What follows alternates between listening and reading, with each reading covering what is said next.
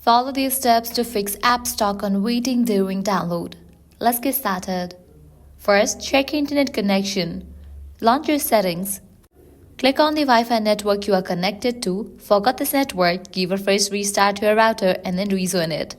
Next, pause and resume the download. Go to your home screen, find the stuck app and long press the icon. Tap pause download, wait a few seconds, then tap resume download. Restart your device. Press and hold volume up plus side button, then slide to power off. Next, check for App Store server status. Visit Apple's system status page to see if the App Store is experiencing any issues.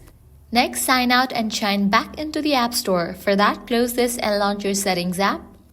Now at the very top, you're going to find your Apple ID. Click on that. Then click on the option Sign Out. Wait for a few seconds and again sign in back. Next, free up storage space. For that, navigate to the option General. Head over to the option iPhone Storage.